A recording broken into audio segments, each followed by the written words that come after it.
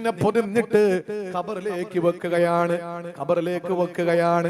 സഹോദരിമാരെ, ലിപ്സ്റ്റിക്കോ ഐലൈനറോ അല്ലെങ്കിൽ മറ്റേതെങ്കിലും സൗന്ദര്യവർദ്ധക വസ്തുക്കൾ, കോസ്മെറ്റിക് സാധനങ്ങൾ നിന്റെ ഡ്രസ്സിലായാൽ പെട്ടെന്ന് നീ വാഷ് ചെയ്ത് കളയുമായിരുന്നു. പക്ഷേ ഇന്ന് നിന്റെ കഫൻ പുടവ മുഴുവനും ചേടി മണ്ണ്, പച്ച മണ്ണാണ്.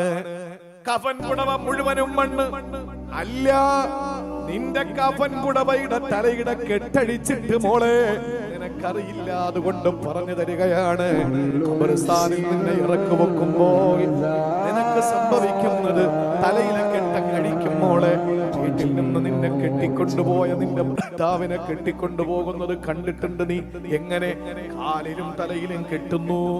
ഇല്ല, കാലിന്റെ കെട്ട് അങ്ങനെ തന്നെ ഉണ്ടാകും.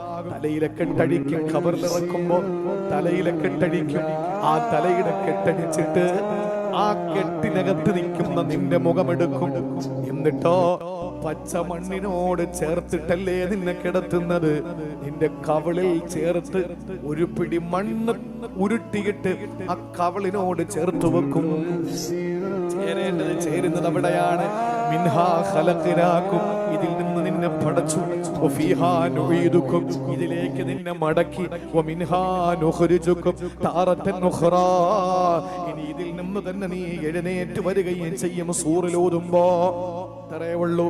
വമൽ ഹയാത്തുദ് ദുനിയ ഇല്ലാ മതാഉൽ ഗുറൂർ, വഞ്ചനയുടെ ലോകമാണ് ദുനിയാവ്. അല്ലാഹു നമ്മളെ കാത്തുരക്ഷിക്കട്ടെ.